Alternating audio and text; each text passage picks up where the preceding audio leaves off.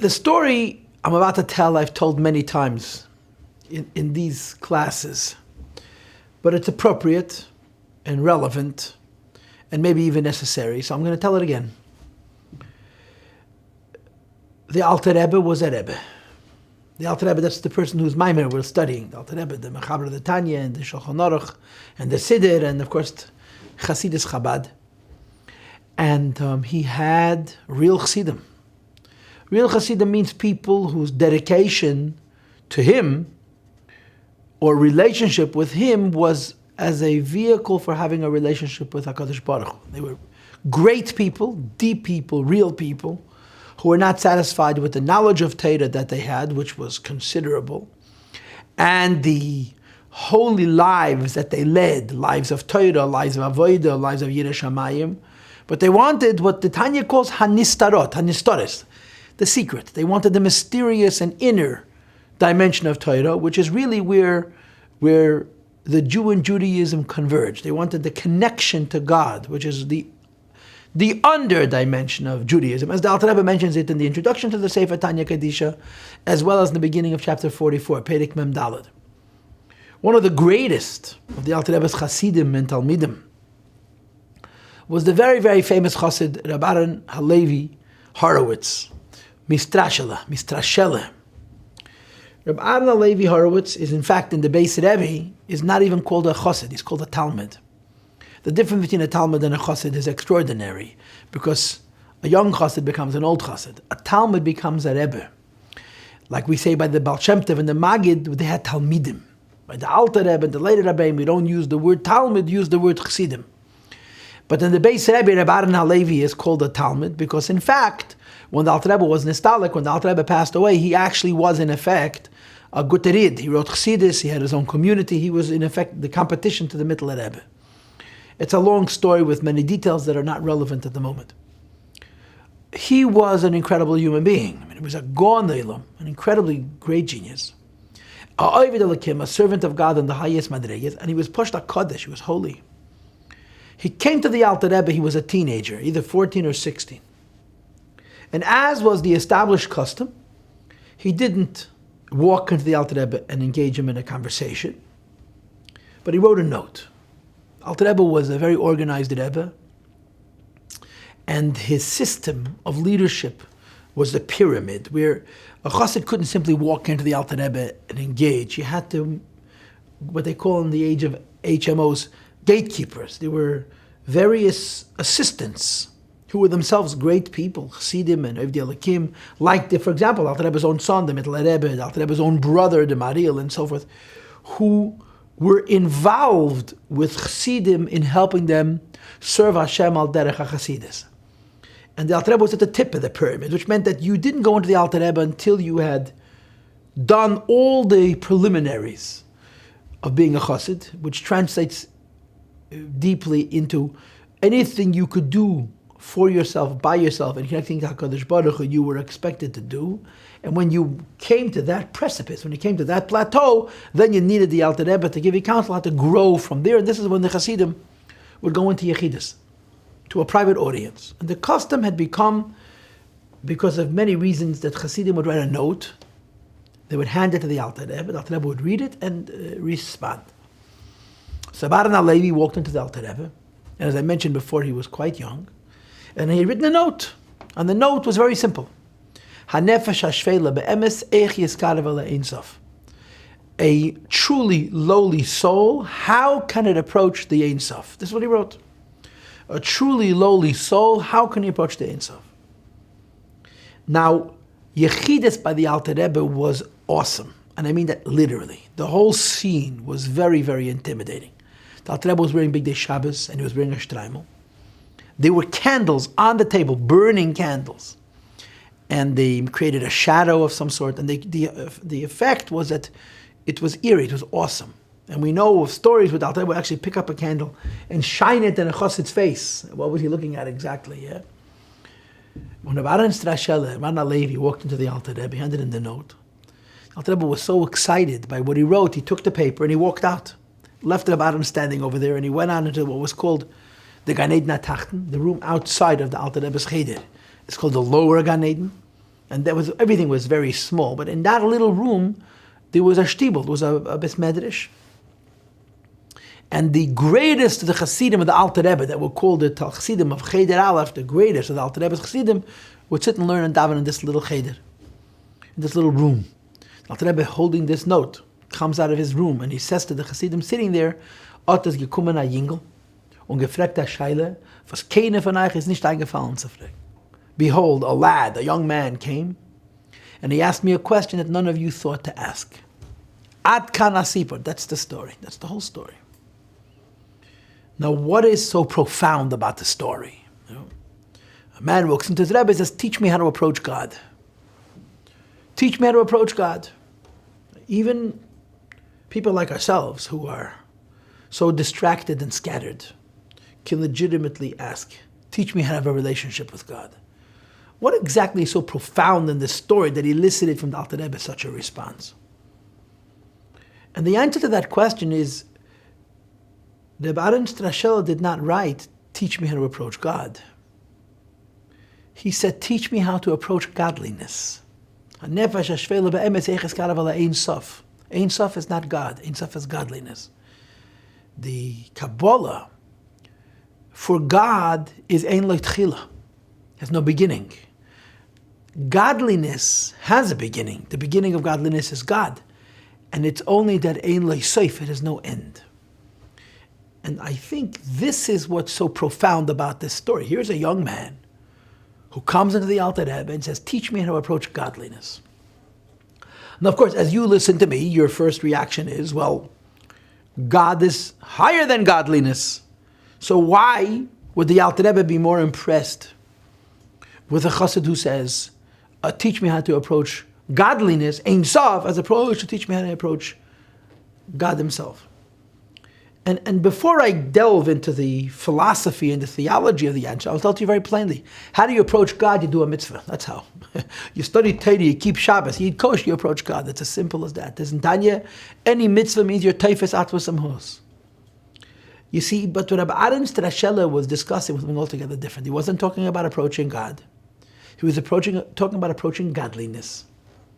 And the reason this is so profound is because he was talking about intimacy. He wasn't talking about doing what God wants, and as it says in Tanya chapter 35, and because he's bottled to God, he's one with God. He was literally talking about raising himself to a station of intimacy, of sense of connection to godliness, which makes him himself a godly creation. If I may use a classic term, this is what we call, in the correct use of the word, a merkava, a chariot. There's different types of souls. There are souls of subservience, there are souls of nature, alternatively called souls of passion. And then there are souls of intelligence. And then there's souls of chariothood. I know there's no such word, chariothood. What does it mean to be a chariot? To be a chariot means to be in a state of bittul that allows godliness to rest.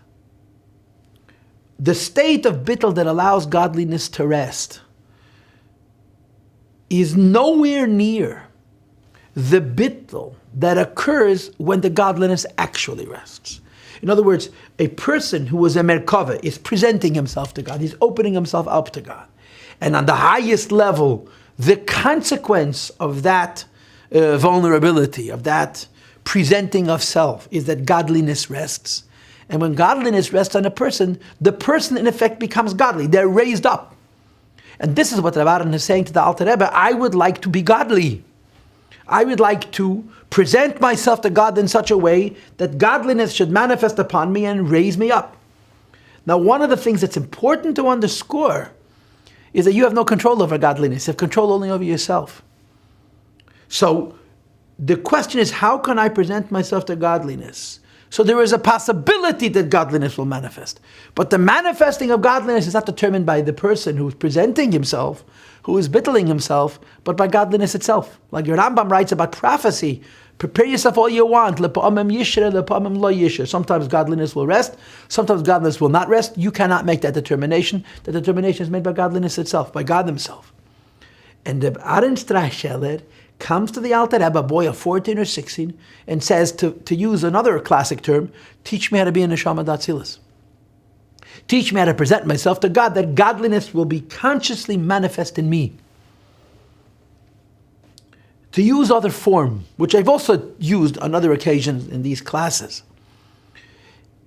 the maximum attainability of a human being with his own efforts is purity. It's a ceiling. You can purify yourself. There's levels in purity.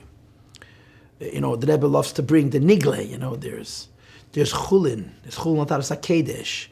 There is the tahares, like teruma. Then there's kotshim, and there's kotche kodeshim, and there's parachatas. Different levels of holiness, of purity.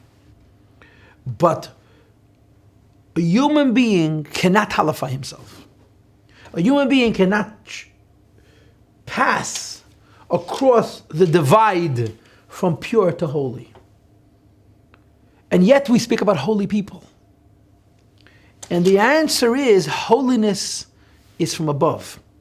Holiness is from God. When God's holiness manifests upon a certain person, the person is raised up from the level of pure to the level of holy. You can only purify yourself. And purify yourself means to cleanse.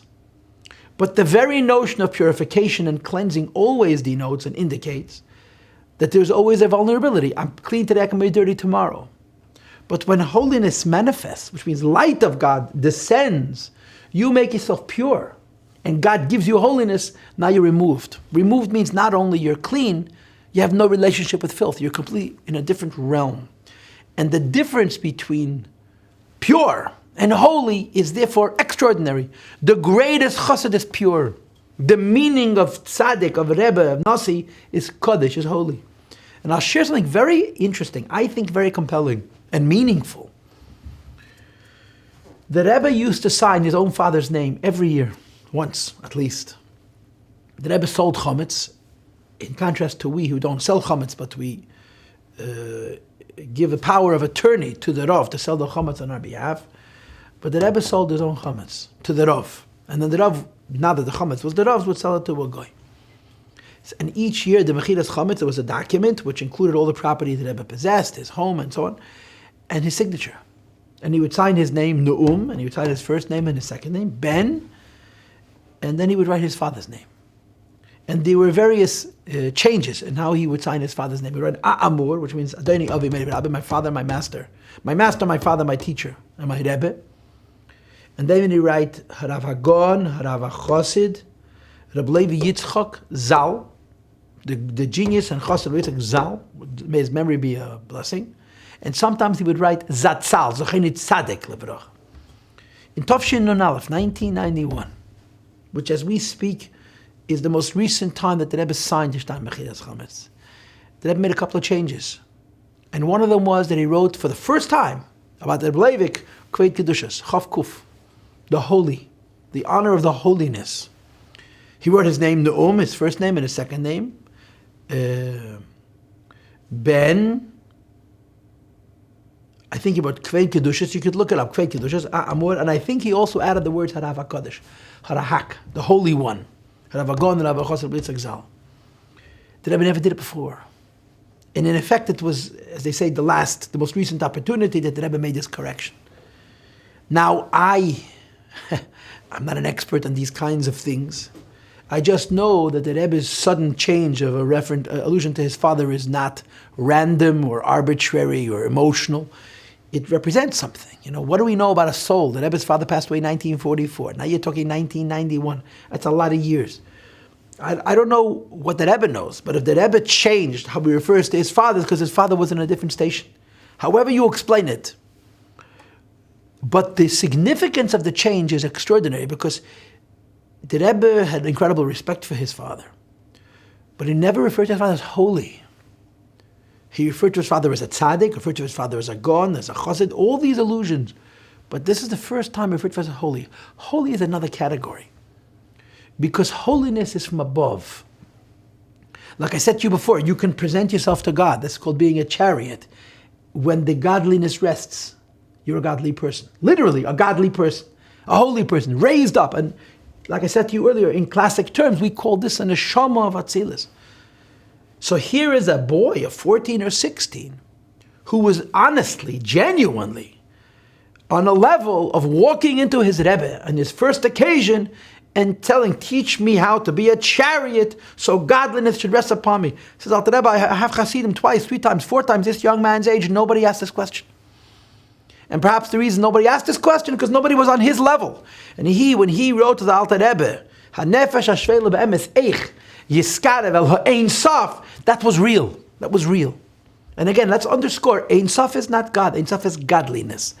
And this is very, very, very important and very, very, very meaningful and relevant. Let me say this.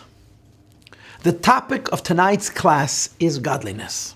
What is godliness? Have you ever met it? How does it taste? How does it look? How do you eat it? What do you do with godliness? Exactly what separates God from godliness? You add a lad name, a last name, a suffix. There's God with a liness, and it becomes something different. What are we dealing with? What exactly is godliness? And I must tell you that as long as these ideas have been around, and certainly in the history of Chassidus, and specifically in the history of Chassidus Chabad, it is this question that has preoccupied the greatest and the most dedicated and the most devout Chassidim.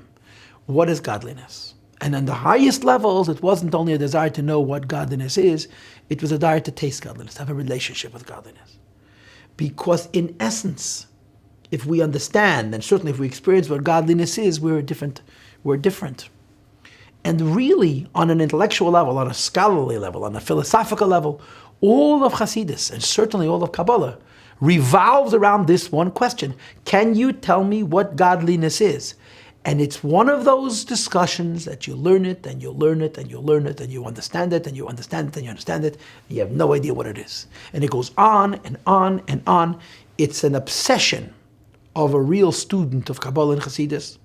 It is an obsession of a real Mekubal and a real Chassid. And it remains at the tips of your fingers. You know it so well and you don't know it at all. It's one of those interesting phenomena which is so unique to Chassidus, that as well as you understand it, it always eludes you. It's this. It's what is godliness that everybody knows and nobody has any idea what it is. It's been said by the Rebbe that the metaphor for Chassidus is shemen, it's oil. Why oil? So the variety of properties that explain why. One of them is oil penetrates everything. You put oil on a piece of bread, the whole piece of bread will develop a stain over time. And the halacha is that even if it hasn't developed a stain, it's as if the whole piece of bread has already been saturated with oil. But on the other hand, the oil never mixes with any fluid. It's always tough, I'll call mashkin. It's lighter than any other fluid, it rises to the surface. So the Rabbi point out that this combination of penetrating everywhere and being removed from everything, that combination is Chassidus. Everybody is affected by it, everybody knows it, everybody appreciates its warmth, and no one knows what it is. And on a philosophical level, that's what godliness is. Everybody knows what godliness is. Godliness is so basic. And godliness remains the unanswerable question, the unconquerable idea. And like I told you, there's not just an intellectual obsession with godliness, but a spiritual, an avoid, a human obsession with godliness. That the greatest Hasidim wanted to have what they used to call a derher, a sense, an experience, even on the lowest levels of godliness. And this is what they dedicated their whole lives to this kind of a wish, this kind of aspiration, this kind of a bittul, this kind of, like I said to you, presenting themselves to godliness, that godliness should be manifest. And I would like to talk about godliness tonight, and I really would also like to talk about the elusiveness of the concept, how we all know about it, no talk about it, and yet no one understands it. As I speak, I'm reminded of another vort that the Rebbe once told someone, that the Chazal say, Ein megalan rozei Torah ala lamisha li b'deig b'kirbe, which means you don't reveal the secrets of Torah to anyone, unless they're the kind of person that's li b'deig, his heart is preoccupied, is worried within him. And on this basis, it's brought down in the name of Chassidim, in the name of the Rabbeim, that a person who learns Chassidus can learn Chassidus when he's an Oval, on Tisha B'Av and an Oval, even though they're not allowed to study Torah, because study Torah brings joy. But Pnimiyas Torah doesn't bring joy, it affects Libe Deig B'Kirbe. So I saw in a sefer of today, of a Heineke who objected. Who says, listen, nowadays everybody learns Chassidus. Not only big Chassidim, not only people who have great Yiras Shamayim, not only people who are libam doyeg bekirbam, and therefore he says you're not allowed to learn Chassidus and Tisha B'Av. This is his psak. And then I saw a thought from the Rebbe in a sefer called Hamelach B'Mesibeh that says something very wonderful. The Rebbe says, the meaning of this Maimach Chazal, in Magal and Rozei Teira, Adalamisha Liba Deg Bekirbe, on a simple level means only certain people are worthy of learning Pnimius HaTeira. But the Rebbe broadens it and says it's the learning itself that makes you a Dayeg. When you learn Chassidus, you become a warrior. Because you'll learn and you learn and you learn and you never understand. You always understand, but at the same time you never understand. The ideas are so relevant. They're relevant because they resonate with our soul. Chassidus is a neshama of Torah, which speaks directly to the neshama of a Jew, which is in a strange kind of a way very available to us. And yet we have no idea. And no concept represents this libe deg bekirbe, what the Rebbe calls yediyas hametzias and hasagas hamuhus. No concept represents the duality of Shem, and everybody has it, and no one knows what it is, like the concept of godliness. Because godliness is at the very, very heart, the very pinnacle of Kabbalah, and to a very great extent also of Chassidus. But let's start from the beginning, okay? I gave you a 20-minute introduction, I'll give another introduction. In Jewish thought, in Jewish theology, in Machshavas Hayadus, in the part of Judaism, which is not the do's and the don't do's, but the whys and the wheres and the for what, the neshama, hanistaras lavaya lekenu, the inner dimension of Judaism, there are basically two schools of thought. One is the philosophical school of thought, and the other is the mystical school of thought. One is the Chakira, and the other is the Kabbalah school of thought. Or to say it really in a Jewish context, the non-Kabbalistic theological model and the mystical and Kabbalistic theological model. Historically, the philosophical or the non-mystical theological model predates the Kabbalistic, the mystical. But that's only in terms of how people have developed the study and revealed it. In truth, Kabbalah is older than philosophy because Kabbalah is Moshe Rabbeinu. Kabbalah is Torah. And Allah Moshe Rabbeinu brought down the whole Torah bepardes. Pshat, remes, drush, soid. Soid means these secrets. And we can assume that in times of the first Beis HaMikdash it was widely known, especially amongst people who were aspiring prophets. But over the course of history it became less and less available and it became more and more secretive and so forth. In the Middle Ages, and in the Dark Ages, mysticism was almost not known. We speak about such personalities as Rambam, and say, like it says in the Shara Gilgulim of the Rachav, he had no connection to Pnimius HaTeira, to Kabbalah. What there was philosophy. Now, philosophy is like trying to fit a round peg into a square hole. Philosophy is not Torah. Philosophy is Greek. Now, Rambam writes in many places that the fundamentals of philosophy that we adapt came from us to the Greeks and back from the Greeks to us. That's how he translates Kabbalah's emes misha amri.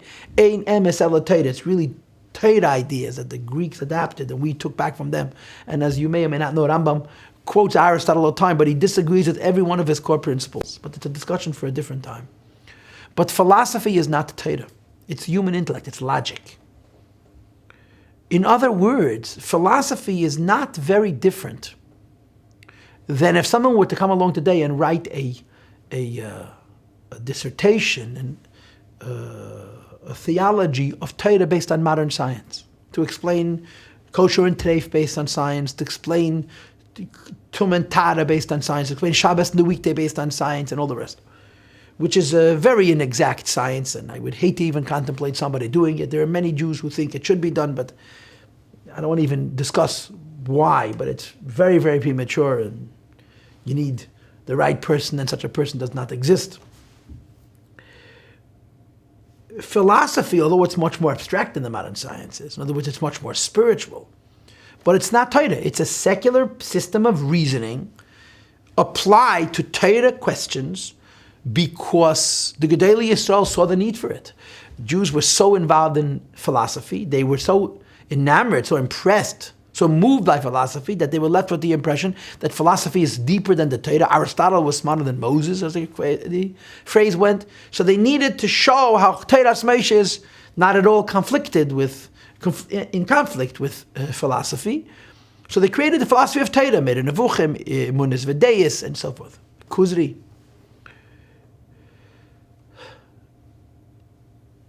And then came Kabbalah. Kabbalah, as I explained to you before, which is really much older than philosophy, emerged later. So what is the difference between philosophy and mysticism?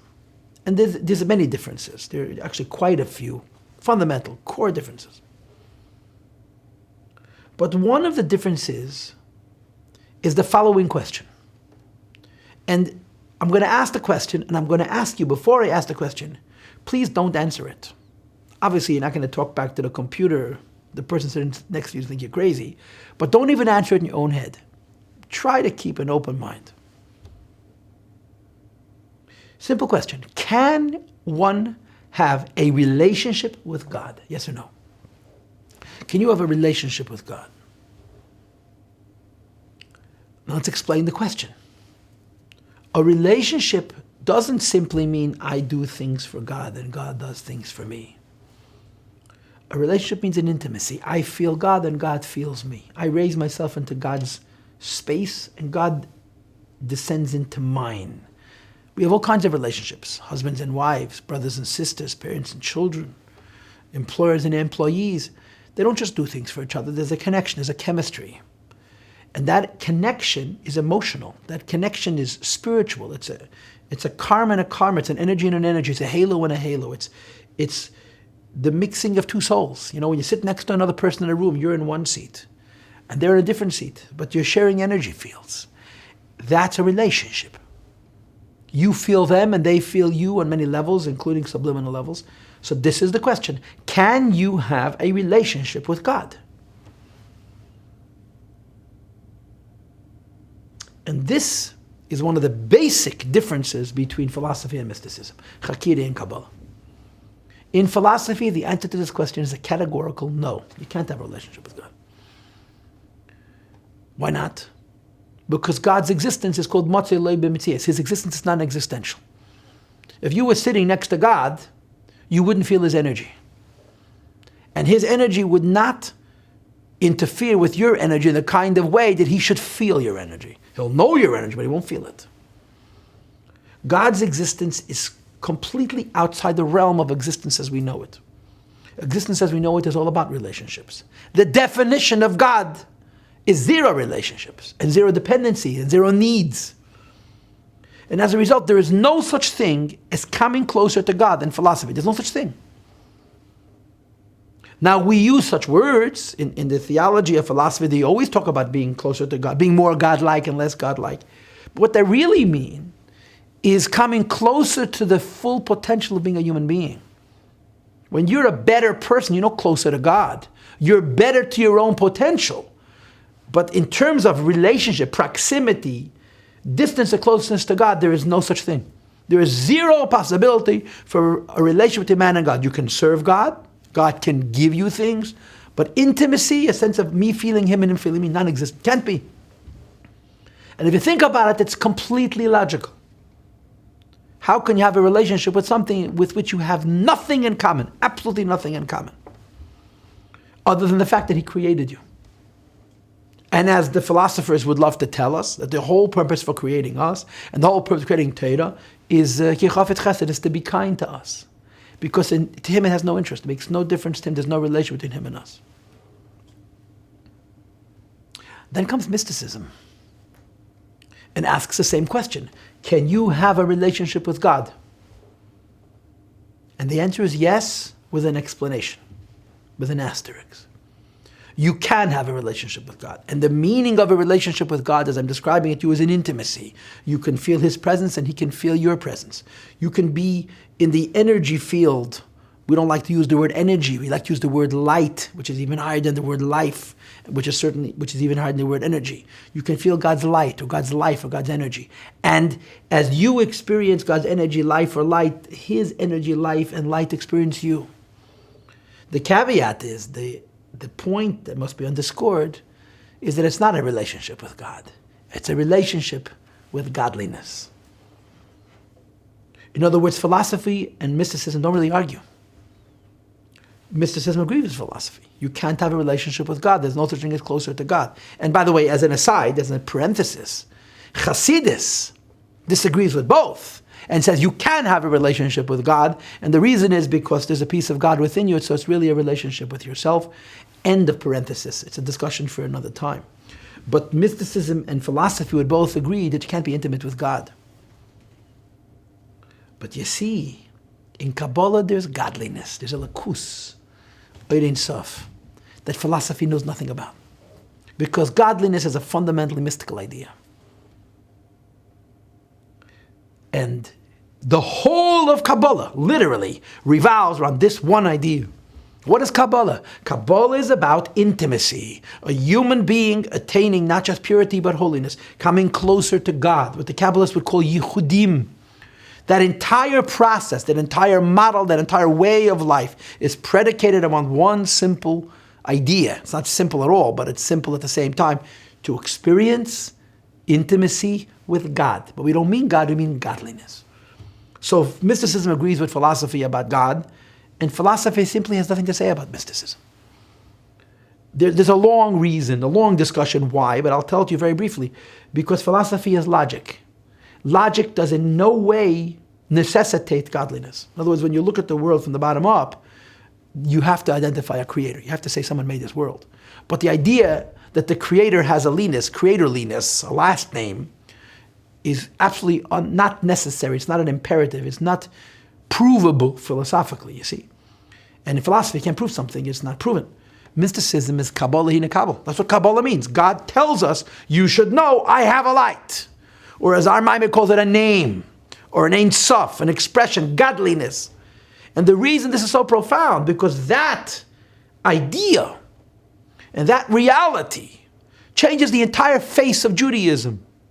It's not just about us and earning Gan Eden and schar and achieving our full potential and being the best people we could be to satisfy ourselves because God's a nice God.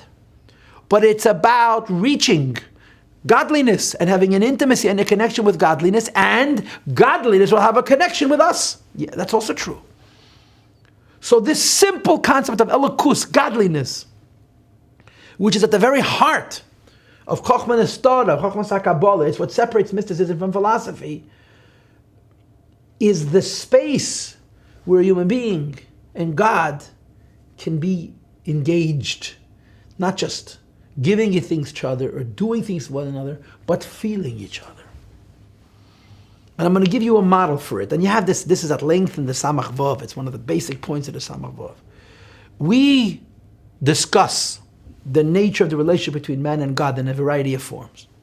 And amongst them we have im kevonim, im kavodim. We're God's servants and we're God's children. And of course, all of us understand that this is all metaphor. It's moshel, allegory. The question becomes, can I be God's servant? And the answer is sure. What is servitude? Submission. When you bittle yourself to God, you're a servant. Can you be God's child? What is it? And the Torah calls us, B'nei Yisrael. And by the way, on my website, InsideChassidus.org, if you'll go to Parsha's Shmois, I believe, I have a class on this, a Parsha class on this. B'nei Yisrael, where God Almighty calls, actually I'm making a mistake. I think it's in Bonam Atam Hashem Lokechem, which is in Parsha Sede A. It's either in Shmoi Sede A, where I gave a Parsha class about this question. What does it mean we're God's children? How can you be God's children? If I'm God's child, God's my father. God's not biological. God's not intimate with me. God's not relational. So of course philosophy will say simply, Dibra, Teira, Koloshim, B'nei Adam. And philosophy has one answer to all questions. It's metaphor. God's not our father, we're not his children. He loves us like a child. Or to say it even more accurately, he doesn't even love us like a child. He behaves towards us as though he would love us like a child. But then he comes to mysticism. No. God's our father and we're his children and this is legitimate. With a caveat. It's not God, it's godliness. Or as we familiarly know what Tzil is, Adam Elya. Godliness is manifest in a form called Adam. A human being is what the Talmud calls in chapter 4, Adam Atachten, a lower Adam, which is in the image of Adam Ha'elyon, in the image of God, or in the image of godliness. And an Adam can have a relationship. The tiny human being on earth, Adam Atachten, can have a relationship with the supernal form called Adam, that is the godly realm, the perfect realm, the infinite realm of Atzilus. Because this is Adam and this is Adam. And when Adam Atachten can present himself to Adam Elyon, he can experience the godliness of Adam Elyon, and at that point he's called a Ben. If you've ever studied Samach Vav, what you extract from that is that although we use the term so liberally, in fact, most of us are only servants of God, not children of God. Very, very select Jews are God's children. What the Rebbe Rashab calls, based on Lashon HaPadis, ha'iskim b'Kabbalah. Those who are truly involved in Kabbalah, the shamas of Atzilus. Most of us are servants. What does it mean, servants? We're doing what God says, and we're submitting to God, and if we were honest, we'd admit, because we want reward, we don't want to be punished. A child is in the image of his father.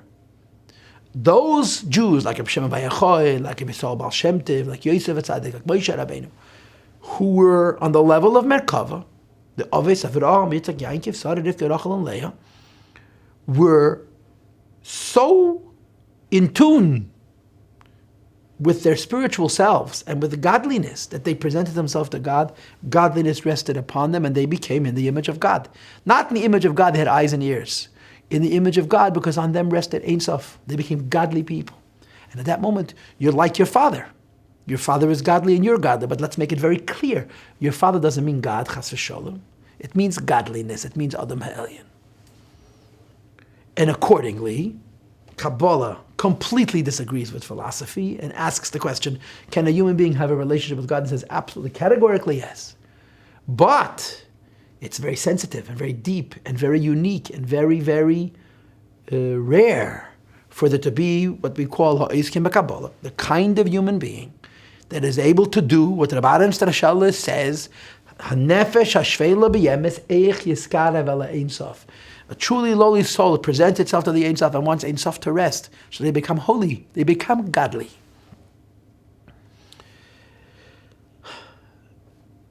And tonight's topic is, what is godliness?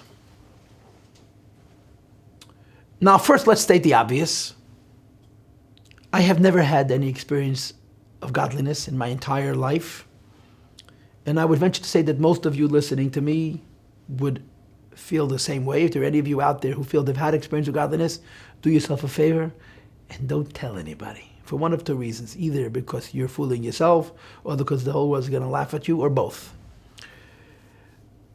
We are not Rebbe Parasha, you understand?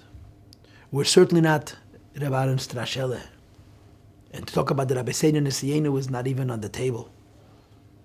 So when we talk about godliness, it's not about intimacy. It's simply about trying to understand what is godliness. And this is really the truth. For 200 years, Chassidei Chabad, some of the greatest minds, have obsessed over this question. What is godliness? And they talked about it, and they analyzed it, and they illustrated it. I mentioned last week, Reb Chaim Ber had 22 Mishalim for Ein Sof. And after all was said and done, they would come back to the drawing board and say, can you please tell me what godliness is? Because as well as they understood it not at all. As much as it touched them, it was elusive, like oil on top of water. And it really is the $1,000,000 question. What is godliness? What? What does it mean? And of course, the questions go something like this. How is godliness different than God? And if godliness is different than God, how is it different than everything else? To say what I just said in Hebrew, God is called Boirei, creator. We are called Nivraim, creations. In between Boirei and Nivra, there's Matzel and Etzel, that's godliness. Godliness is no longer God and not yet a creation. Tell me what it is. It has no time, it has no space, it has no ego, it has no form. Like I tell my students all the time, if you could have a conversation with godliness, you'd find them to be terribly, terribly boring. Because all you have to say is one thing, meet my source. Now I want you to know, godliness would be boring to you, but godliness is not bored. because there's infinite delight in that connection. So how do you wrap your mind around this idea? So what is godliness? How is godliness not other than God, and how is godliness not yet a creation? And of course, the basic metaphor that is employed to help us wrap our minds around godliness is the metaphor of light.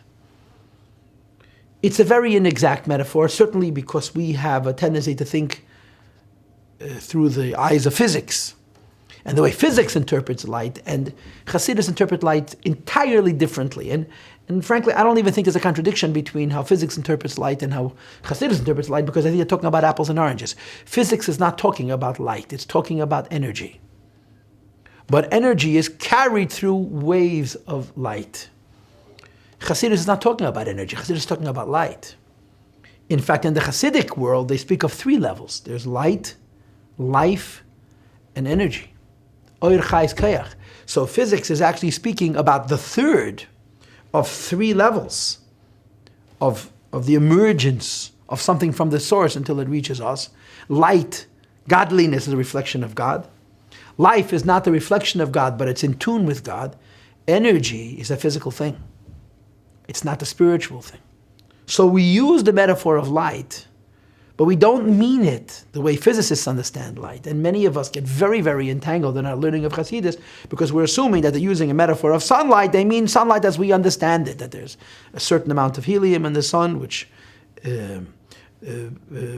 hydrogen in the sun, that because of pressure, there's been an event of fusion, and this releases an enormous amount of energy, and the light travels through the vacuum of space, and it has a certain wavelength and a certain amount of excitability, a certain amount of energy, and all the rest. We use the metaphor of the sun and the sun's light, but we don't mean it in the physics sense, in the energy sense. We mean it in the metaphysical sense, in the spiritual sense, in the sense of life, and the sense of light, which is even higher than life. So not only do we have a difficulty with understanding godliness, we have an enormous difficulty with understanding the metaphor that Chassidus employs in explaining godliness. Because in the Chassidic metaphor of light, the sun is non-depleted. The sun lasts forever, it's inexhaustible. When light departs from the sun, it doesn't deplete the sun's resources, the sun's fuel, and of course physics agree this altogether. And one more thing, the nature of the emergence of light from the sun, as understood in Chassidus, is that if you were to create a separation between the sun and its source and its light, the light would vanish, which is again non-physical. In other words, the light of the sun, as it's understood in the mystical metaphor, for godliness is first of all something that comes out from the sun that in no way diminishes the sun, and second of all, must constantly be in touch with its source. The Hebrew for that, of course, is dveikut. And if it loses that conscious, that aware attachedness, it ceases to be. We use the metaphor of sunlight, and as you'll see in tonight's class, we use two metaphors, sunlight and the soul, and there's reasons why we need both metaphors. And we'll have enough difficulty understanding the mashal, let alone correlating the mashal with the nimshal. And I cannot promise you that when this class is over, you'll be able to say, I got God in a capsule. I have him in a little bottle. You know, the Chelamites once captured the moon in a barrel. You know that story. It was a bright night, and there was a barrel, and the moon was reflecting off the barrel, so they quickly closed the barrel before the moon would disappear.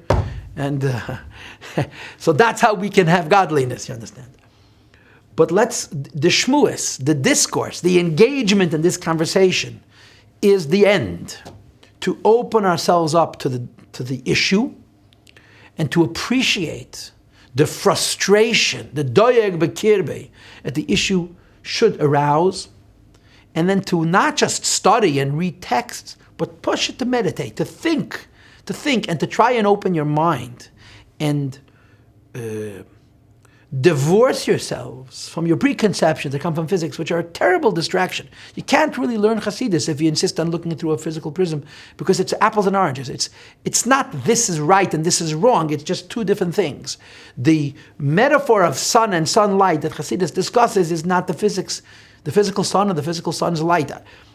If we had time for shmuas, I can tell you my personal opinions about how to reconcile these two systems, but it's irrelevant. at the moment. What's important to us is to appreciate that the light and the sun, as it's understood in Chassidus, is not the way it's understood in physics. And it's not because Chassidus didn't know physics, because physics doesn't know Chassidus. It's a very different discussion. Like I said to you before, we're dealing with energy on the physical level. And Chassidus is talking about the physical sun, but it's talking about something very metaphysical, very spiritual, vis-a-vis the physical sun, namely light, and on a lower level, life. It's only the third level of energy where these two things converge. So we're going to start, right? 45 minutes and 13 seconds sounds like an adequate introduction, yeah. We're going to learn about godliness. This is our question. And our endeavor is not to come away with answers. Our endeavor is to come away with a doyeg b'kirbe, with a desire to understand what godliness is, not necessarily to experience godliness, to experience the intimacy of godliness, but simply to understand. Now, Rabbi say we're beginning on line 187. Which means that I am now going to read the summary of last week's class. Last week's class was quite extensive. Maybe more than quite. Very extensive. And we deliberately left the summary for this week. So now that I gave you this whole background about what we're going to be talking about, that the question is godliness. And as I explained to you earlier, godliness means a relationship between human being and creation. Let's recall what we did last week. Last week we discussed delight, ta'anuk, pleasure. The reason we discussed pleasure last week is because pleasure is one of the choice metaphors for godliness. One of the illustrations used to describe godliness, or even more precisely, the experience of godliness, is pleasure. And we discussed it at length, because pleasure raises you up into a space of no chesara, no lack. And pleasure reflects the reichkeit, the richness of the Ein Sof. The power of the Ein Sof is reflected by will. The richness of the Ein Sof is reflected by pleasure. But there's all kinds of pleasure. There's physical pleasure and spiritual pleasure. And on higher levels, there's enega murkav and enega poshet. Pleasure, which is complex, and pleasure, which is simple. Complex pleasure means pleasure which comes from something. I learn an idea, and I get pleasure from it. That pleasure is a juxtaposition. It's a fusion of the idea and the pleasure. The Alter Rebbe, in effect, takes us on a journey. He starts from the lowest pleasures, and he climbs till the highest pleasure. The highest pleasure is the experience of godliness as it's juxtaposed against nothing. Godliness by itself, which is a very abstract, almost unfeelable or unfelt level of delight. And his purpose in creating these gradations, these levels until the highest pleasure, is because he wishes to interpret what Shmoi is, or Makor Chaim is. In other words, before God created anything, there was God and godliness. But the godliness that precedes all of creation is very different than the godliness which is manifest in Atzilus or in the Kedesh HaKadoshim or in a mitzvah, because it's pure godliness. It's godliness as it is by itself. And last week, he developed in a pretty orderly way this whole series of different delights, working his way towards Taineg HaPoshet, to try and give us a sense of the abstract nature, of the elusive, unavailable nature of pleasure from nothing, just experiencing the soul as it's not been triggered or aroused by something outside of the soul, so that pleasure is quieter and deeper, richer and truer, as a metaphor for Ein Sof Shelifnei Tzimtzum. So let's summarize last week's class. Kitze, the ultimate endeavor and end of our Maimon is to explain Tzimtzum. And as I explained to you at length in the introduction to last week's class, it's important to understand that according to Kabbalah, especially according to the Alter Rebbe, Tzimtzum happens only in Oyer. There's no Tzimtzum in God. There can only be Tzimtzum in godliness, which means that before you talk about Tzimtzum, you have to talk about godliness. So the Rebbe goes into a discussion about types of godliness. Yesh lahagdim pirush. Let's preface and explain the pasuk. Ki imcha meker chaim. That there is God, and with God there is something other. That other is Meker Chaim, the source of all life. That Meker Chaim is Ein Sof, is the godliness before the Tzimtzum, alternatively understood as Taineg HaPoshet, the delight from itself.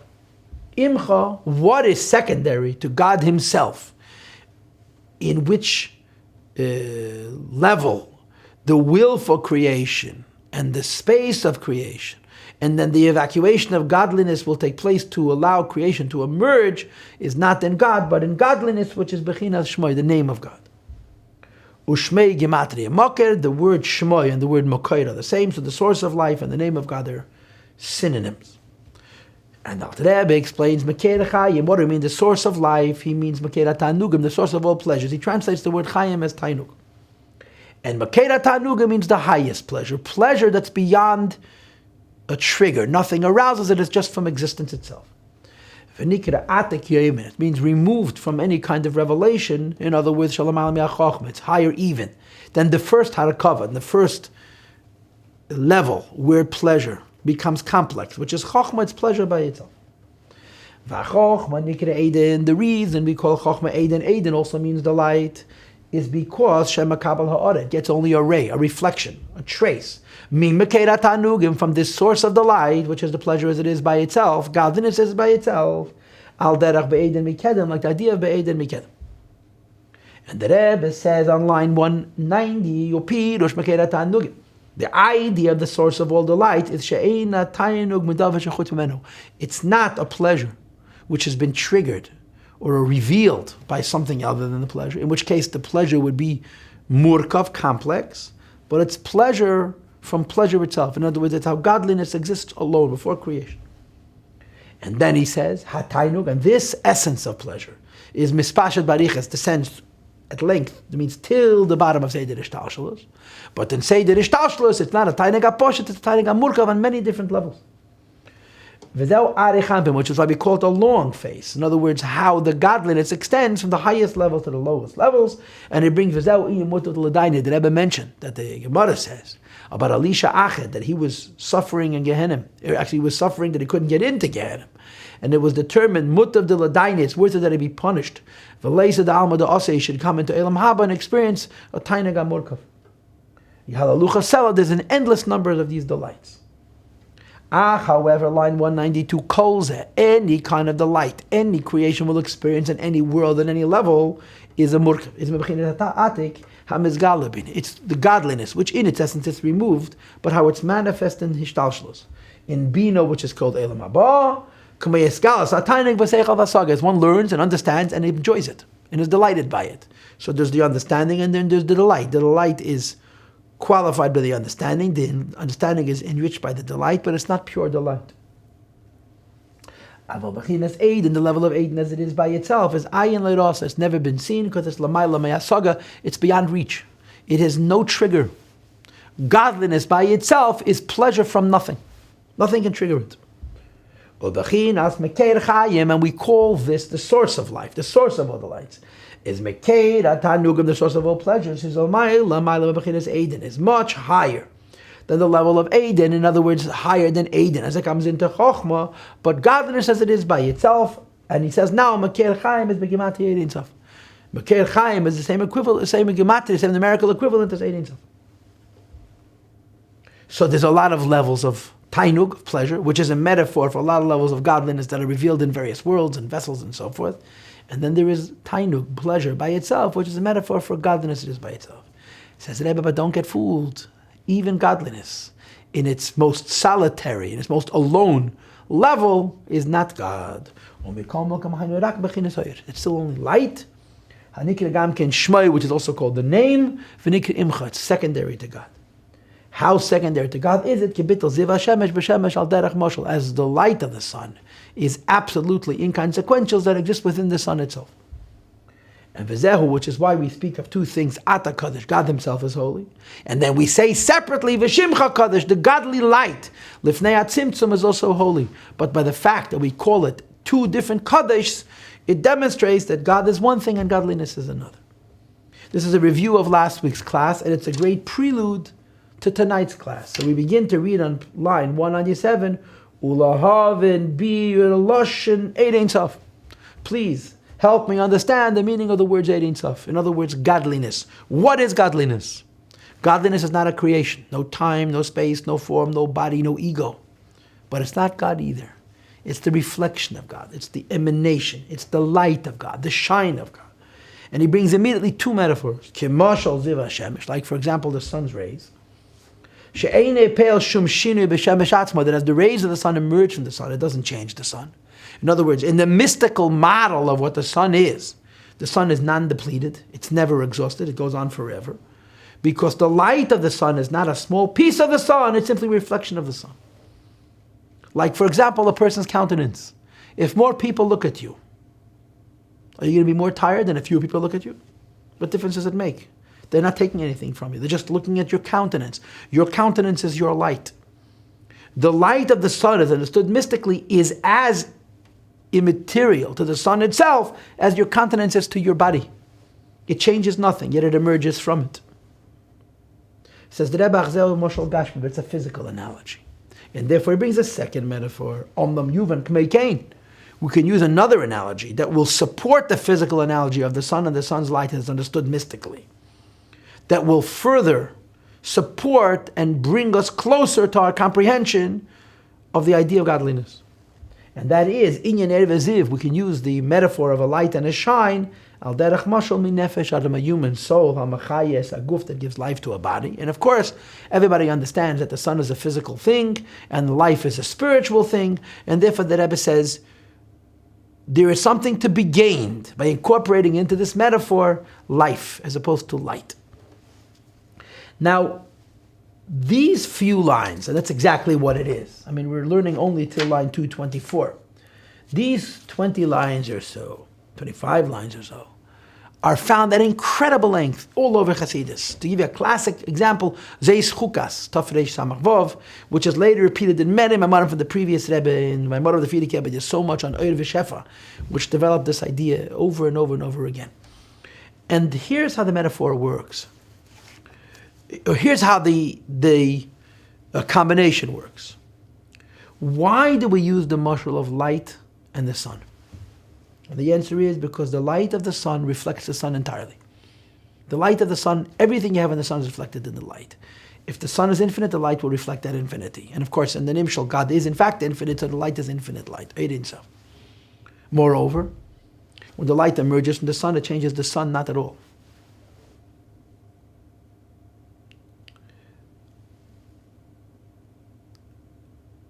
Additionally, the light is always present, it's always shining.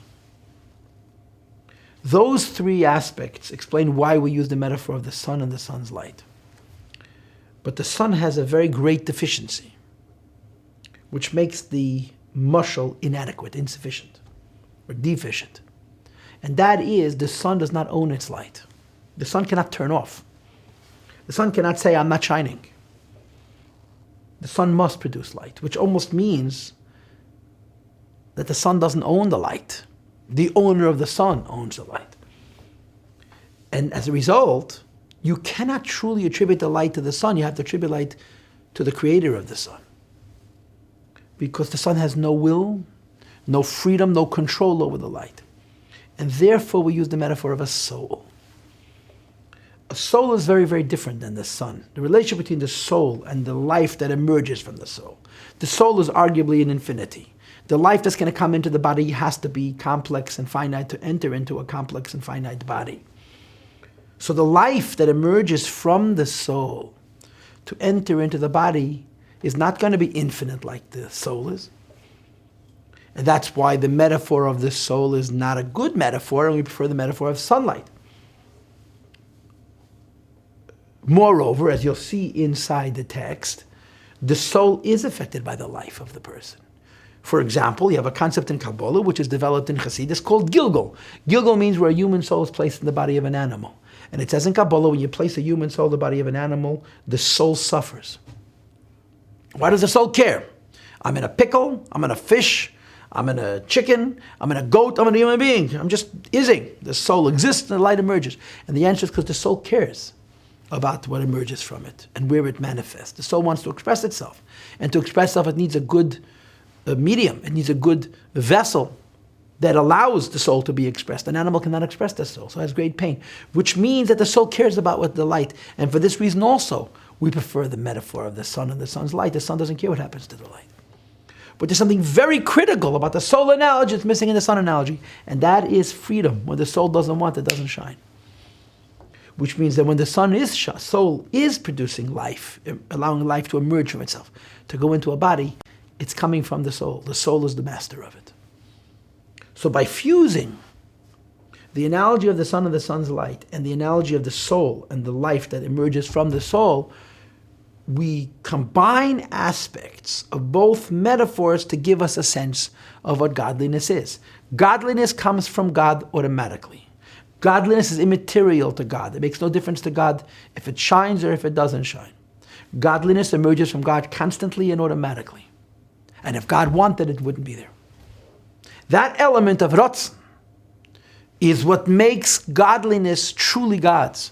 If God has no control over his light, it almost means that God is not the master of the light. Light is master of itself, which is already a Harkava. And for this you need the soul. The soul illustrates the idea godliness is always present. But at any moment, the presence of godliness is called a Gilir Etzenis or Aleis Haratzon, different levels. It exists because God wishes it to be. But God wishes it for it to be in such a way that it's not a creation, that before it wasn't and now it is, but that it's automatic emanation from Him, and it's a constant emanation from Him, and it's a perfect reflection of Him. And like I said to you earlier in later Maimorim, these handful of lines is developed and analyzed and explored and dissected. But here you have like an initial version of it and a basic version of it. So what I'm going to do right now, in light of the fact that I just, so to speak, introduced you to material from a different Maimon, is I'm going to start Gimel again, and we're going to read through it and appreciate, at least a little bit, the need for both metaphors. But forgive my repetition. Remember again that although we are placing so much premium on the mashal of the sun and the sun's light, keep physics out of it. This is not a physics mashal. This is a metaphysics mashal, where we see the sun as a source of light, and the sun is infinite, and the light that emerges from it doesn't change the sun at all, and it's just a constant emergence of light from the source in a way that doesn't affect the source and doesn't change the source and it won't exhaust the source. And even if it's wasted, the source doesn't care. It's important that you appreciate that aspect, otherwise you can't study the Maimon. And the frustrations about physics and mysticism, leave it alone. I mean, you gotta get past it. You have to be able to separate the two and learn them separately. So here we go, Gimel. The question remains, and after tonight's class it will continue to remain. So what is godliness? Continues the Rebbe, the basic metaphor is like the rays of the sun. It emerges from the sun passively. The sun is not affected by it. The sun is not depleted by it. The sun is not hurt by its lack of usefulness. And the sun produces it constantly. It's a physical metaphor. Because it's a physical metaphor, it's limited and not exact. And most significantly, the shemesh is meir behechach and not barat. The sun must produce light, which means the sun doesn't really own its light. In other words, you can't truly use the metaphor of the sun when you're talking about God and godliness, because of course, obviously, in the case of God and godliness belongs to God. And this can be tweaked and refined by using a second metaphor, additionally, by using the soul as an analogy, as a guf that gives life to the body. There are many problems with the soul analogy. The soul is not plain, the soul is not infinite, the life doesn't automatically emerge, it's not a perfect reflection of the source, but the will aspect makes it very, very helpful. Life, which is drawn down into the body. And since the body is complicated, 248 limbs and so forth, therefore the soul has to be complicated. And accordingly we say, it's not the essence of the soul that's giving life to the body, because the essence of the soul is one and plain and infinite. The body is complex and intricate and finite. Because if we were to say that the infinity and plainness and oneness of the soul would be manifest directly in the body, that would mean that the essence of the soul is would have to have parts, because the body has parts. And if the body is complicated, the soul would have to be complex accordingly. That manifest in the 248 different aspects of the physical limbs and body, says the Alter Rebbe, this is impossible. Shekasuv says in Tanya chapter 51, and if I had more time I can develop this, but we don't have time, you'll have to look the Tanya up. And therefore he says, Ella, rather, The life that comes from the soul into the body is not a perfect reflection of the soul. It's a light and a life which expands from the essence. Ke'ein, which is in a way similar to heat that radiates in a home from a warm oven. Uke'ein, and similar to light that radiates from a candle. And I suppose also similar to the light of the sun that radiates from the sun.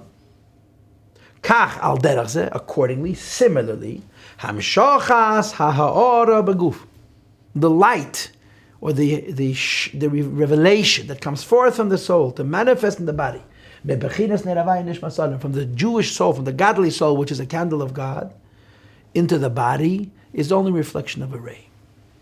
Now, everything we're saying now is explaining how the soul is not affected by the light that comes from it.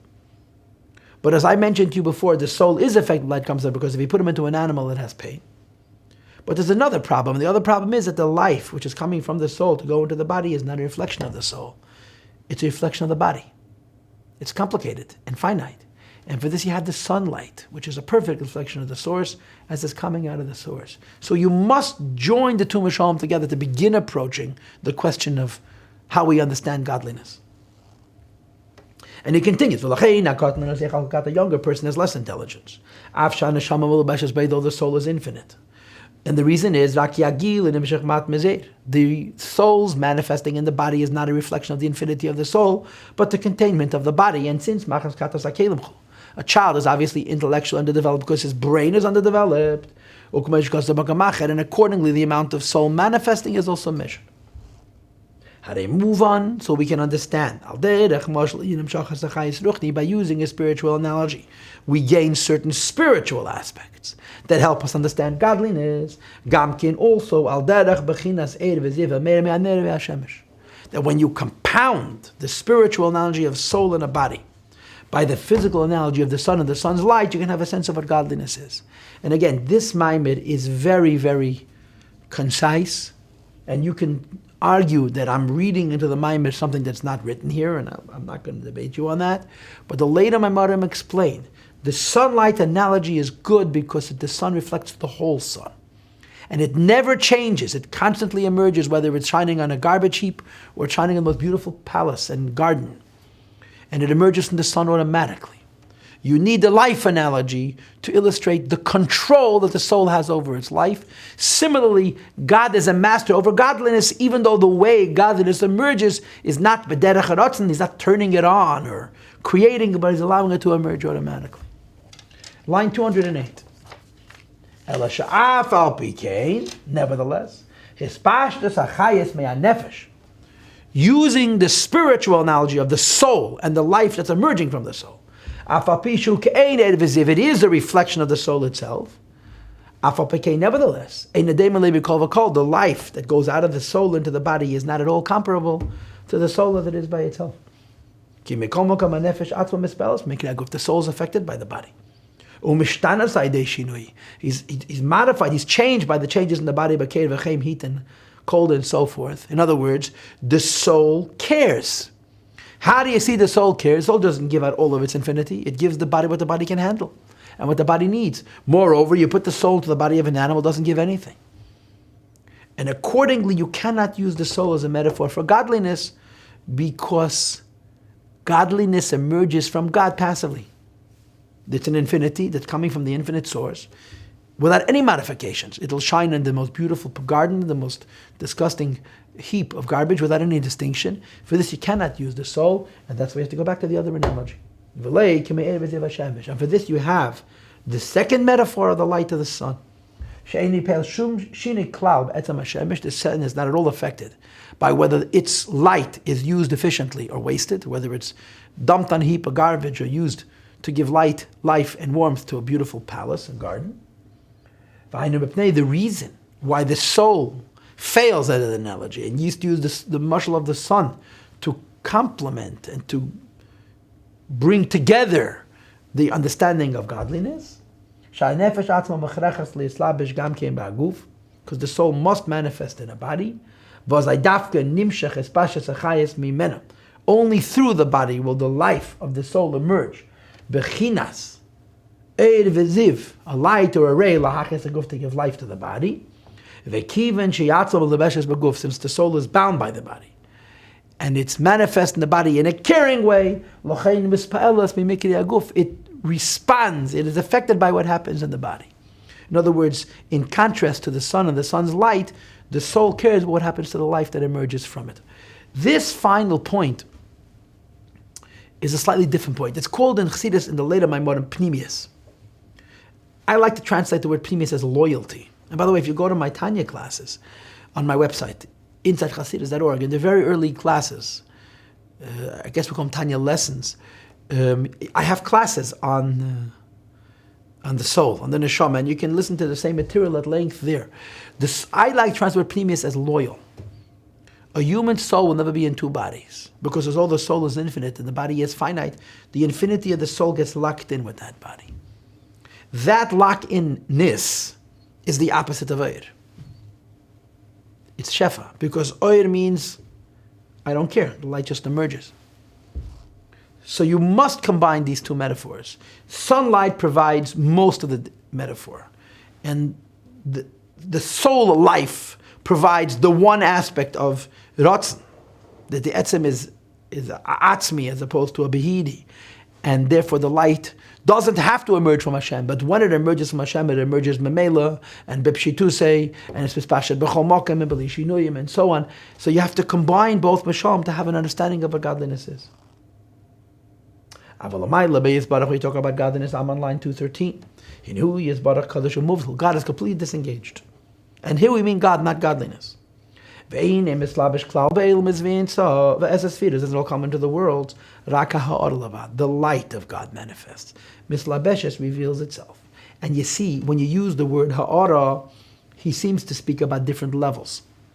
But without ignoring the levels, it's complicated enough without it. This ha'ara doesn't mean measured godliness, it means the infinity of godliness. It means what we call in our culture the eir me'ein hamoir, how the light is a perfect reflection of God. And it doesn't change at all. Shmei, even the name of God, is also kadosh and moved, is also removed from the world. Only a ray of the name of God, which is the Ein Sof Shalifnei Tzimtzum.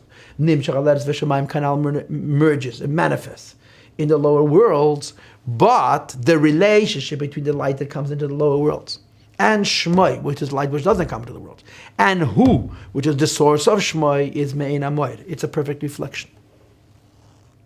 And it's B'derech Memela. And it doesn't affect the change, and so on and so forth. Okay, B'zehu Mochuven Yesel L'Mashal Hashemesh. So in all of these aspects, we prefer the metaphor of the sun's light, Shehu Ha'ara, which is a reflection, and it's a perfect reflection and a complete reflection. She'ein Negeh, that doesn't touch and affect klal at all. That's the more Hashemesh of the source. The light is a perfect reflection of the source, and it emerges from the source automatically. And the source has no concern with what's going to happen to the light once it emerges, and wherever it manifests in such a way that's reflecting the source.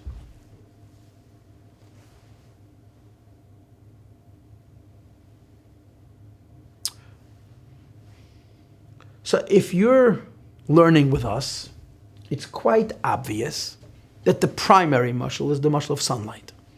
Because of certain details, we have to also add the mashal of the soul. But sunlight is the best metaphor because the sunlight reflects all of the sun. The sunlight emerges automatically from the sun. The sunlight emerges constantly and consistently from the sun. And the sun doesn't care what happens to the sunlight, if it's used or wasted. All of those aspects are useful in explaining godliness. You have to add the soul aspect to say that although godliness emerges from God so passively, if God wanted it wouldn't be there. Which means the fact that it's there is by His choice. It says the Rebbe, when we talk about godliness, let's go all the way back to the source, which is Ein Sof Shalifnei Tzimtzum, godliness as it exists before creation. It says the Rebbe, Hu al derech b'china, the relationship between godliness before the Tzimtzum and God is like the one we've just described. That it comes from God automatically and as a perfect reflection, and constantly and consistently in a disconnected way. Therefore, the Pasuk says in Malachi, and of course this is one of the most important psukim in all of Chassidus, that God produces light and He doesn't change. Hashem, the light that emerges from Hashem, does not change God at all. Now, all over Chassidus, the Pasuk, Ani Hashem Lo Nisi, is cited. I tell my students all the time that if the Tanakh existed minus these 4 words, Chassidus would be much poorer. And it's explained in various different ways. Ani Havaya Lo Nisi, on the lowest level is Ein Etzem Asted Aletzem. On a level above that, it's Havaya Ein Etzaf Nimtzu Lamata K'mei Lamayla Mamish. On a higher level still, He is the Kavanah, and the Kavanah is Him. But this Ani Havaya Lo Nisi is different, and this is the Ani Havaya Lo Nisi in Samach Vov. In, I guess that's Kimcha Makir Chaim. Ani Havaya Lo Nisi means the light comes out of God and doesn't change Him. The relationship between God and His light is, on the one hand, it's entirely dependent. Godliness is entirely dependent upon God. As I said to you before, if you would separate the light from the source, the light would disappear. But on the other hand, it's totally disconnected. There's a complete disengagement. God is not involved in His light, and God, in an interesting kind of way, doesn't care about His light, makes no difference to Him, and therefore the emergence of light from Him doesn't change Him. And creation happens in light. Or in the scheme of this classic Maamar Lehavin Mah Shekasuv BeOtzros Chaim, there's going to be a will for creation. And that will is going to create everything, including the space of creation. Then there's going to be a siluk, a departure of light from that space. And there's going to be a leaving over of a makam hachol. Then we're going to talk about a reshimu. And then into that space we're going to draw a kav. All of this happens in godliness, not in God. And to God, godliness is nothing. And consequently, in addition to all the other things we say, Ani Hashem Lo Nisi, the whole creation doesn't change Him because it's not Him, it's His light. And when we talk about godliness, it's the source of all the levels of godliness which will be manifest in all the worlds after the Tzimtzum. The source of the various delights. Pause. Source of all the delights. And from Shmoi, through the Tzimtzum, godliness is going to manifest in all the levels, including the first place of that delight is going to be Chochmah. The light which is shining into Chochmah is a revelation from this source of delights. In other words, from the godliness Lifnei Tzimtzum. But on the godliness of Lifnei Tzimtzum, Omra, the Gemara says, and the Pasuk says, Ayin Leirasa Lakim Zulasecha V'Nari Yitzim Yeiden V'Goyim. So there's godliness before the Tzimtzum, there's godliness after the Tzimtzum. The godliness before the Tzimtzum comes from God automatically. The godliness after the Tzimtzum is a reflection of the godliness before the Tzimtzum with no change. But we use 2 different words. The godliness before the Tzimtzum we call Oir, and the godliness after the Tzimtzum we call Ha'ara or Ziv. Now why use 2 different words if all the levels of godliness are Ein Sof? They're all godly. And I often tell this to my students that when you study Chassidus and you come across Cree words and you have a difficulty discerning them, ask them what their last name is. What is Oyer's last name? You ever met Oyer? We've been calling him all night Ein Sof. But Oyer's last name is actually Me'ein HaMoyer. What is Ha'ara's last name? Ha'ara's last name is V'gilui. Now, it's possible that Oyer and Ha'ara should be the same thing in reality. But philosophically, they're very different. In the word Oyer, the emphasis is the connection to the source. In the word Ha'ara, the emphasis is on its availability to a vessel. Oyer Lefnei Tzimtzum is defined by its connection to God. Godliness after the Tzimtzum is defined by its shining at the various different worlds. Although the light that's shining after Tzimtzum is Ein Sof, and it's Davuk, like the Ein Sof Shalifnei Tzimtzum, we use 2 different words. There's so much detail about this, but basically because although we're talking about the same godliness, we're talking about them in very different contexts. Godliness of Nei Tzimtzum is all about its attachedness to a source. Godliness after the Tzimtzum is how it's bringing the source into the vessels. And even if they're identical, we would call one Oyer and the other Ha'ara, and they're very far from identical. And that itself is another complication. How can there be levels in godliness? If godliness is the perfect reflection of God, and it emerges from God in a way that reflects Him exactly, how can there be levels of godliness? And guess what? There are many levels of godliness. And the various levels of godliness are understood by the various levels of the light, which we learned last week. So, after 1 hour, 19 minutes, and 32 seconds, what do you know about godliness? As my students would love to say, I'm confused. And I would say to my students, confusion is a sign of intelligence. You may just not be confused enough. Well, neither am I. We know about godliness that it's not God. We know about godliness that has no self-identity. It simply reflects and brings him to us. And I explained to you before that one of the key aspects is that godliness interferes with us. His energy field and our energy field would actually create some kind of a friction. And as a result, there's a possibility, at least in theory, for an intimacy. So let me share one more idea with you. And I must preface by saying that although the foundation of what I'm saying says in Chassidus, I may be stepping over a line here in enlightening godliness. And as the Chazal, in the Lashon is Shegisi Hashem Atei V'chaper, there are 3 different mishalim to explain godliness.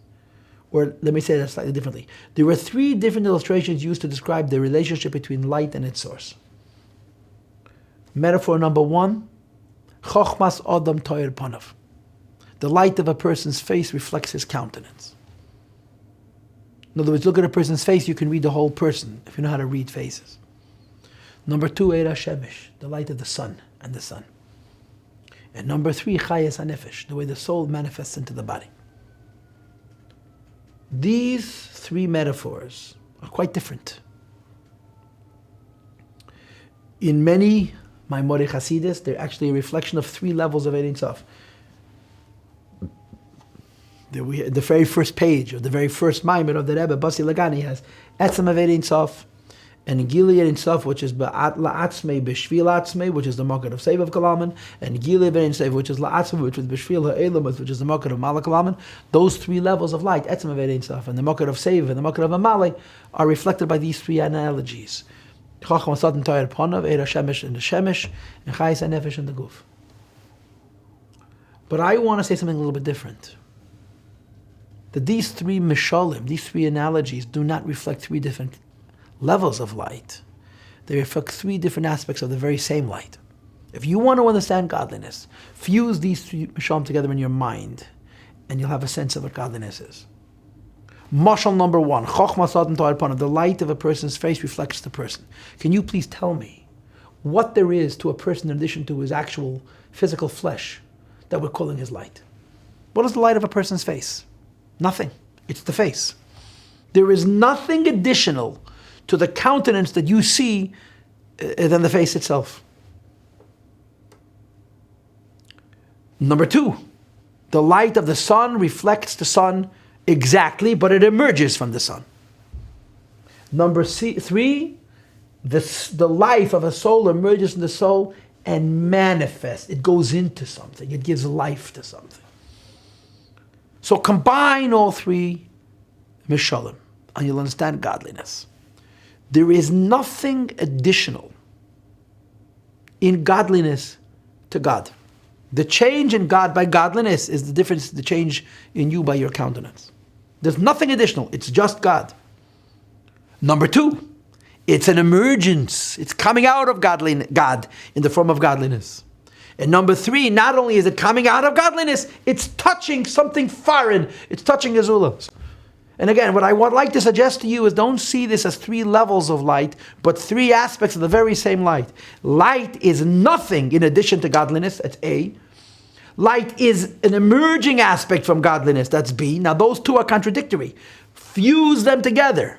Try to use your mind and your patience and your deliberateness and your humility to fathom what it means that there is a phenomenon called godliness, which on the one hand is emerging from God, but at the same time it's nothing other than God himself. And finally, it's actually touching us.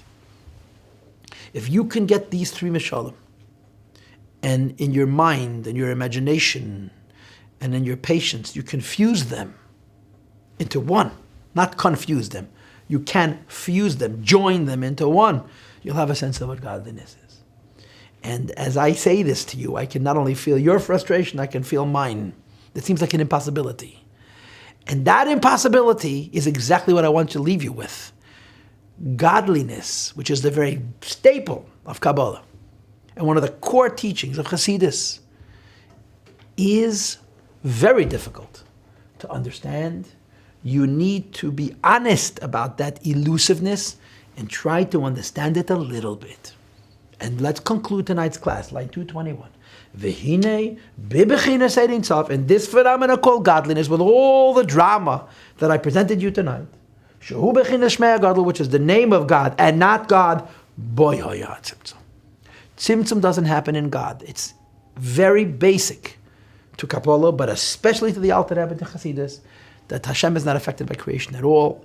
He doesn't even have to be removed by creation. The entire process of creation, which begins with a will, and the creation of time and space within the Ein Sof, and then the evacuation of the Ein Sof and the leaving over of that space, and then the leftover to Shimu, and the Kav which is brought back in. None of creation happens at God. It's all in godliness. BeOtzros Chaim, as is described in all of the classic works of the Arizal Kabbalah in the very beginning of each sefer. In the beginning, light filled all of the empty space. Now, the moment you said Makam, you're already talking about the very allusion to space means that before there was no space. Now space exists and it's filled with light. And then the light has to be removed. So Makam means it was already a Ratz. Because if there's no Ratz and there's no Makam. And as a result, this entire process of Tzimtzum in no way touches God Himself. Only the godly light, which is alternatively called God's name. I think we're all walking away a little richer and more frustrated, or as a teenager would say, more confused than we arrived. But I hope we have together recognized the need for edelkeit, for refinement in the learning of Kabbalah and Chassidus, and maybe we can bring ourselves a little bit closer to have what we call a derher, a sense of what Getlachkeit is, which is a very basic mission, aim, goal, end of a Chassidishe Yid.